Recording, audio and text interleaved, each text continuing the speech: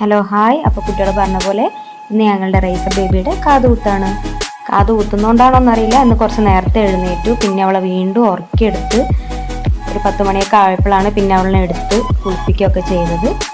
ഇന്ന് എണ്ണ തേച്ചൊന്നുമില്ല, കുളിപ്പിച്ചു. ഇത് ഞാൻ ഓൺലൈനായിട്ട് വാങ്ങിയിട്ടുള്ള ഓർഗാനിക് കൺമഷിയാണ്. ഇതാണ് അവൾക്ക് യൂസ് ചെയ്യുന്നത്.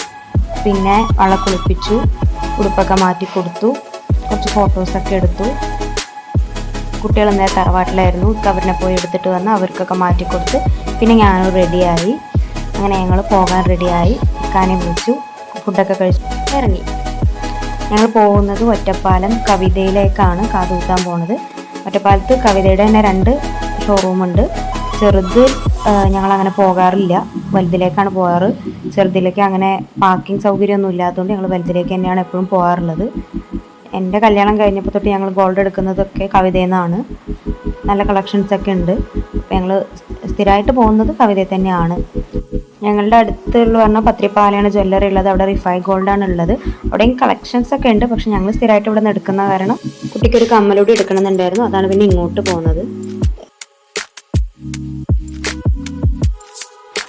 അങ്ങനെ ഞങ്ങൾ കുറച്ചൊക്കെ സെലക്ട് ചെയ്ത് നോക്കി. അപ്പോൾ അതിൽ ചെറിയ കമ്മലാണ് കുട്ടിക്ക് പാകമായിട്ടുള്ളത്. അപ്പോൾ സെലക്ട് ചെയ്തിട്ട് ലാസ്റ്റ് ഇതാണ് സെലക്ട് ചെയ്ത് കിട്ടിയത്. അപ്പോൾ കുട്ടികളുണ്ടായിരുന്നു, മൂത്തച്ഛൻ്റെ കുട്ടി, അതുപോലെ എൻ്റെ അനിയന്, എൻ്റെ കുട്ടികൾ 2 അങ്ങനെ എല്ലാവരും ഉണ്ടായിരുന്നു. അവരൊക്കെ മുകളിൽ കളിക്കാൻ പോയി. ഞങ്ങൾ സെലക്ട് ചെയ്യുന്ന സമയത്തൊക്കെ അവർ കളിക്കായിരുന്നു. മുകളിൽ അതിനുള്ള സൗകര്യം കൂടി ഉണ്ട്. പിന്നെ ഞങ്ങൾ സെലക്ഷനൊക്കെ കഴിഞ്ഞതിന് ശേഷം കാതുകുത്താൻ വേണ്ടി മുകളിലേക്ക് വന്നു. ഇതൊക്കെ മുകളിലാണ് ഉള്ളത്. ഫീഡിങ് റൂം, ബാത്റൂം, അതുപോലെ പ്ലേ ഏരിയ ഒക്കെ മുകളിലാണുള്ളത്. പിന്നെ അതിനുശേഷം ഇക്കയാണ് വലത് കാത് കുത്തുമ്പോൾ കുട്ടീനെ പിടിച്ചു കൊടുത്തത്. കുട്ടി ഉറങ്ങുമായിരുന്നു.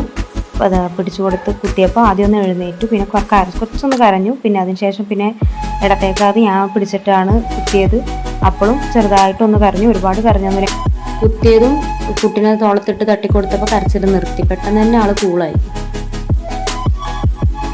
ഞാൻ പ്രഗ്നൻ്റ് ആയപ്പോഴേ വിചാരിച്ചതാണ് ആൺകുട്ടിയാണെന്നുണ്ടെങ്കിൽ സുന്നത്ത് കഴിക്കലും ഒരു 45-50 ഉള്ളിൽ. മൂത്ത 2 കുട്ടികൾക്കും അങ്ങനെയാണ് ചെയ്തിട്ടുണ്ടായിരുന്നത്. പെൺകുട്ടിയാണെങ്കിൽ ഒരു 28-നൊക്കെ കാത് കുത്തണം എന്നാണ് വിചാരിച്ചത്. പിന്നെ 14 ഡേയ്സൊക്കെ ആശുപത്രിയിലായിരുന്നു. കുട്ടിക്ക് ഒരു പ്രീമച്വർ ബർത്ത് ആയിരുന്നു. അപ്പോൾ അതുകൊണ്ട് കുറച്ച് ബുദ്ധിമുട്ടുകളുണ്ടായിരുന്നു. അപ്പോൾ 14 ദിവസം ഹോസ്പിറ്റലിലായിരുന്നു. എൻ്റെ ഫസ്റ്റ് ഗേൾ ബേബി ആയതുകൊണ്ട് തന്നെ അവൾക്ക് കാത് കുത്താന്നുള്ളത് എൻ്റെ ഒരു ആഗ്രഹമായിരുന്നു. പെട്ടെന്ന് കാത് കുത്തി കമ്മലൊക്കെ ഇട്ട് കൊടുക്കാൻ ഒരു ആഗ്രഹം. അപ്പം അങ്ങനെയാണ് 56 കുത്തി. ബാക്കി എല്ലാവർക്കും കുറച്ചുകൂടി കഴിയട്ടെ എന്നുള്ള ആ ഒരു ഇതായിരുന്നു. പിന്നെ എൻ്റെ ഒരു ധൈര്യത്തിന് വന്ന് കുത്തിയതാണ്. മാഷാഅല്ലാ, കുഴപ്പമൊന്നുമില്ല. പിന്നെ ഞങ്ങൾ പോകുമ്പോൾ 2 ഉമ്മമാർ, എൻ്റെ 2 മക്കൾ, അനിയൻ, എൻ്റെ മൂത്തച്ഛൻ്റെ ഒരു കുട്ടി, ഞാൻ, ഹസ്ബൻഡ്, പിന്നെ ബേബി, ഞങ്ങളെല്ലാവരും കൂടിയാണ് പോയത്. പിന്നെ ഞങ്ങൾ വരുമ്പോൾ ജ്യൂസൊക്കെ കുടിച്ച് ഉപ്പിലിട്ട പൈനാപ്പിൾ, മാങ്ങയൊക്കെ ഉണ്ടായിരുന്നു, അതൊക്കെ കഴിച്ച് എന്നിട്ടാണ് വീട്ടിലേക്ക് വന്നത്. അത് വീഡിയോ എടുക്കാൻ വിട്ടുപോയി.